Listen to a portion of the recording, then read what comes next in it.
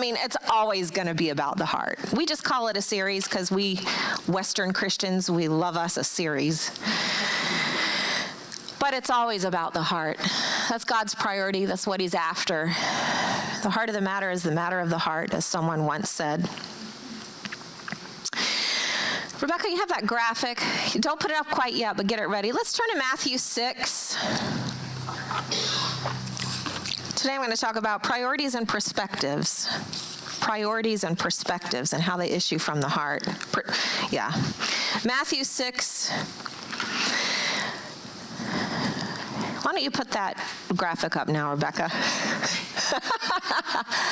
Oh, that is not, okay. I obviously am not a graphic designer, quite obviously, but that first word should be identity, okay? I have to figure out how to do a PowerPoint. Your identity is formed in your heart. That's where it springs from. I mean, yes, it's in your mind, but in biblical speak, your mind and your heart are connected. The thoughts, the Bible refers to the thoughts of the heart. As a man thinks in his heart. So in biblical thought, your innermost, most essential, deepest thoughts are formed in your heart, including what you think about yourself. So since we're talking about heart health, a healthy heart, spiritually speaking, has a healthy identity. And whatever your identity is will determine your perspective about life. And your perspective will then determine your priorities. So identity begins in the heart. Your identity determines your perspective. And your perspective determines your priorities. So let's take a look at this and let's see how Jesus put it. In Matthew 6, verse 22, Matthew 6, 22, reading from the New King James Version. Jesus said, "The lamp of the body is the eye. If therefore your eye is good, your whole body will be full of light. But if your eye is bad, your whole body will be full of darkness. If therefore the light that is in you is darkness, how great is that darkness?" Now, when Jesus said, if your eye is good, the literal original Greek meaning there is clear or healthy. And bad is evil or unhealthy. So let's go back. Jesus says the lamp of the body is the eye. These two verses, I believe, are talking about perspective. The lamp of the body is the eye. If you think of your eye as the window through which you look out and see the world, your perspective. Your eye is your perspective, right? It's the window through which you look out and you see the world. If that window is clear, then everything inside the room is going to be clear. Right? I mean, if you have a window and it's caked with dust and dirt, the inside of the room is not going to be as bright and sunny as it could be, right? And you're not going to be able to see out the window very well.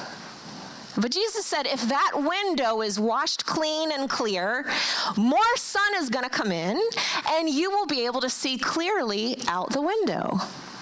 So your eye, Jesus is talking about here, is your perspective. But remember, perspectives are formed by your identity. So let's talk about that. See, everybody has an identity. And in the church, even among born-again Christians, our identities are still being formed sometimes because we are in process. And as I've said many times, you can have as much of God as you want. So the more you let him in, the more he begins to form a stronger identity. So there's two kinds of identities that are represented in the church and, in the world too. There's an identity that says, well, I'm not really sure, I'm not convinced God really completely loves me because, me and my issues. And so, therefore, I have a shaky identity, and therefore my perspective is centered on me and how I can fix me. and keep propping myself up on all the things I prop myself up on. We're going to talk about the priorities of time, money, and energy in a minute. But because of my faulty, shaky identity, because this window is not washed clean, because of my unhealthy eye, the inside of me, the room inside, is not completely clear. So perspective is not clear. So my perspective is clouded. So my whole entire outlook is centered on me and fixing me. And how can I constantly be propping myself up, whether it's by good works or money or things, and the list goes on.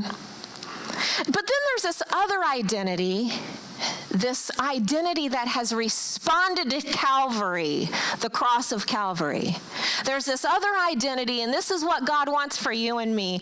This identity that says, Jesus shed blood on the cross, has washed my window clean. My eye is clear, my eye is healthy, because only a God who created the universe, who can love me unconditionally, will be my essential healthy identity. Christianity is the only religion that offers someone outside of yourself who loves you completely without condition. I'll say it again. Christianity is the only religion that offers somebody, a person outside of yourself who loves you completely without condition. That is the most powerful identity a human being can have. Humanism says, I can love myself. Yeah? How are you doing at loving yourself unconditionally? Yeah. Seems like we don't do too good at that. Learning to love yourself, it is the greatest love of all. Didn't Whitney Houston sing that? You think it's the greatest love of all? Loving yourself? So Jesus came to say, I am God, I created you, and only I can love you sufficiently. And yes, this is the greatest love of all, and this is what it looks like. I'm going to pour out my life's blood for you, give my very life for you. God doing that. There can be nothing more powerful and no identity stronger than that which is based upon that kind of love. God loving you unconditionally and demonstrating it through his sacrificial death and resurrection. So that kind of identity clears the window, it washes it clean, and then it says the eye is good, therefore, now let's see what Jesus said, if the lamp of the body is the eye, if your eye is good and healthy, your whole body will be full of light. It's like the room filling up with sun. Now I've got a healthy perspective, and now because I know how loved I am, if you want to, identity in 5 letters, L-O-V-E-D. Healthy identity. And now because I know how loved I am by God, I can see clearly now the rain is gone. I can see clearly now. Now my perspective looks like this. God loves me, that's enough. I am full of God's love. I've got plenty overflowing to give out and still have plenty left over. Now my entire perspective on life is how can I show this to others, give this to others. I am so enriched by the love of God. I desperately want others to have this. That's perspective. So everything you do in areas of time, energy, and money, everything is driven by this perspective that says, I want others to know. That's my perspective. So when I showed up yesterday, and I know you did too, when we came and we showed up yesterday, because the eye is healthy, perspective is clear, I am loved, nobody can take from me, nobody can drain me, nobody can burn me out, because I'm loved enough. If I have to say no, I have to rest because my God who loves me orders me to rest, and he removes the guilt of rest when I need it. See, that's perspective.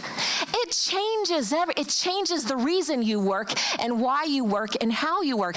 It's motivated from a perspective of love. I am so full of God's love. Paul said, I will gladly spend and be spent for your souls in First Thessalonians. He said that. First Thessalonians is the best. Those couple chapters there are the best chapters for service, for pastoring, for any kind of volunteer work, because you get so full of God's love. And this idea that you could be used or drained or burned out or taken advantage of, it's not even on the radar, because guess what? A person who is loved won't let that happen to them, because God won't let it happen to them. You know when to say no without guilt. But you also are so energized by God's love that when you say yes, it's fun. And that's what I heard you saying this morning. It was fun. I was so blessed. You know what that is? Those are people who are full of the love of God. And we can't help but give of ourselves, because I want people to know this love. That's my perspective. It's a clear eye. The room is full of light. I can see clearly now. I can see clearly out the window. I know why I'm here. I know my purpose. I know why God has called me. I know what I'm doing. So when I come in and I serve and I roll up my sleeves and all the blood, sweat, and tears, it's joy and peace and love, and it's fun. That's a healthy perspective. So, Jesus says if your eye is good, your whole body will be full of light. But if your eye is bad, if it's unhealthy, that's an unhealthy identity that informs an unhealthy perspective, your whole body will be full of darkness. If therefore the light that is in you is darkness, that sounds strange, doesn't it? The light that is in you is darkness. It sounds strange, but I think I can unpack it like this. It's like we think we're doing a good thing. Oh, I'm showing up to serve because that's the thing I'm supposed to do, and God will pat me on the back, and he'll be really happy with me, and so will everybody else if I keep doing this thing. We think that's light. No, that's darkness. That is going to make that room feel heavy and dark and oppressive and exhausting. That's not light. That's darkness. It's an unhealthy eye, because what has happened here? The perspective is not clear. It has shifted onto me, poor me. And it all begins with an identity that says, I'm not sure how much I am loved. See, the love of God frees you to work and serve in the same way it frees you to say, nope, it's time for me to rest. It's the same love. Can you see that? Can you see that? He loves us. The love of God will energize you and I to serve, and it will release us to rest. All of it. It's a beautiful, wonderful thing, and an identity that is founded on love will have that perspective, and that perspective will then inform our priorities. So let's look at priorities now. I've talked about identity. I've talked about perspective. The perspective is your eye. Now let's go to verse 19. Now Jesus is here. He's talking about priority. Verse 19, Matthew 6:19.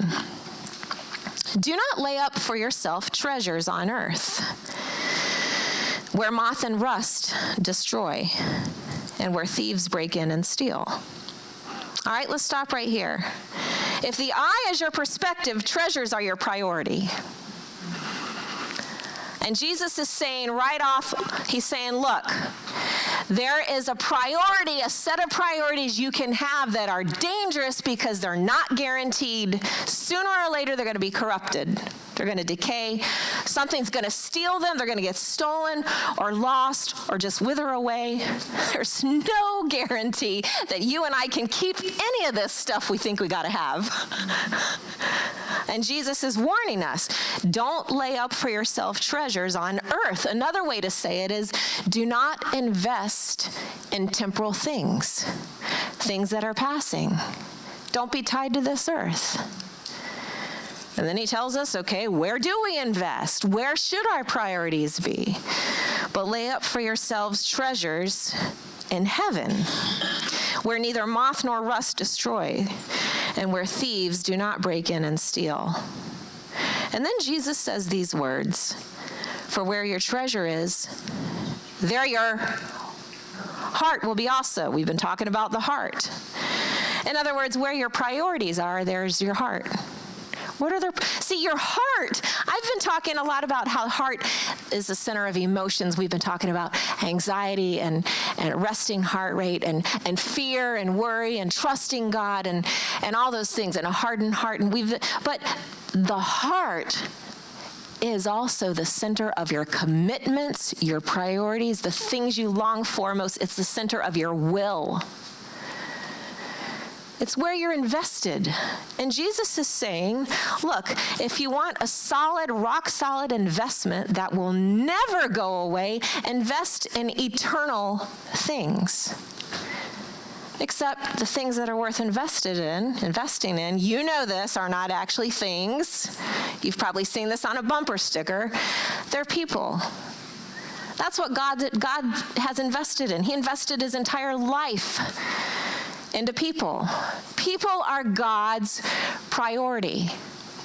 And so a healthy identity creates this perspective that says, my priority are the people I see out my very clear window. That's my priority. Others are my priority. And again, because I'm so loved by God, I'm so full of God's unconditional love, I have enough pouring out of me, I can't help but have a perspective that is centered on people, because people are eternal. Things are not. People last forever. That's why people are God's priority, and he wants them to be our priority. So when we come here and we show up, or whether it's in your neighborhood or in your home, wherever you are serving people, a proper perspective will inform a priority that causes you to serve with joy and not resentment. See, look. The secular mind, lots of good, moral people outside the church would agree with this mindset to a point. You take your good, average minimalist mindset. You know, I'm becoming more of a minimalist as I get older. I'm realizing I don't need all that junk. I love getting rid of stuff. Don't ask Dave about that. But to the secular, especially the minimalist mindset, this is great. This is good news. I mean, a lot of people, you don't even have to be a Christian to agree with this. People are important, things are not. Yeah, that sounds great to any decent, halfway decent human being, right? Except for this one little word. It's problematic. It's going to be a problem for that philosophy, and it's this word heaven. This is not talking about some ethereal place where angels are strumming harps and eating marshmallows and... No, it's talking about your eternal life. It's talking about the actual real life you and I are going to start living the minute we leave this very temporal earth. Jesus said, lay up for yourselves treasures in heaven. This is not just about being a good, decent human being and serving others, because I guarantee you, if you haven't found out already, sooner or later, if you do not do that with an eternal mindset, sooner or later, you are going to be resentful. Because things happen, man. People get old that you got to take care of. And people stay little that you got to keep taking care of. We've got to have an eternal mindset that says, this is for eternity because I'm going to stand before God someday, and I want to hear him say, well done, thou good and faithful servant. Enter into your eternal joy. And there are rewards for you and I who serve with gladness, with an eternal mindset, with a healthy eye, a clear vision. There are rewards in heaven. The church needs to talk about this more. We don't. There are rewards in heaven that human language cannot begin to define or describe. This is biblical. So when my eye is healthy, I am then laying up for myself treasures in heaven. And there's no resentment. There's no pity party. There's no, oh, I'm never going to get to do what I want to do on this earth before I die because I'm poor me. I'm having to spend all my time, money, and energy on this. And yes, even if it's people, resentment can set in if you don't have a healthy perspective. Man, I want to encourage you. Live for eternity. Live for eternity. You want meaning? You want purpose? Lay up your treasures in heaven. Care for people over things. Prioritize people over things, but do it with an eternal mindset. Then you will continue to find joy and gladness in what people in the world end up being burned out and resentful over. A healthy eye. If the eye is healthy, the whole body will be full of light. And to make a play on words, Jesus said, my burden is light. My yoke is easy, my burden is light. Come unto me, all you who labor and are heavy laden, and I will give you rest. For my yoke is easy and my burden is light. Take my yoke upon you and learn of me, and you will find rest to your souls. Learn from me, Jesus says, for I am gentle and lowly in heart. What's gentle and lowly in heart? It's a healthy identity. It's a healthy perspective. I don't have to strive. I don't have to be resentful. I don't have to burn out. I don't have to be used. I get to say no. I get to rest because he loves me. That's what he wants for me. My identity is not formed on spending my time, money, and energy trying to make people happy enough so I can prop up myself on good opinion. Oh no, my identity is absolutely 100% founded on the unconditional love of God for me. I know how to work and I know how to rest. Isn't it wonderful? And so then it informs everything about the way we spend our time, money, and energy, those three things. It's always going to be toward eternity. Lord, I'm giving of my money, I'm giving of my time and my energy because I'm investing in eternity. These are things of eternity that last.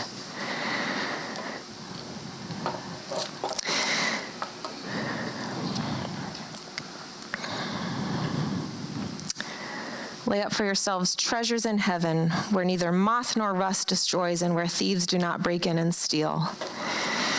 For where your treasure is, there will your heart be also. Only a life lived for Christ will ultimately end in eternal treasure and allow a lighted spirit, like a lit room. That's a person filled with joy.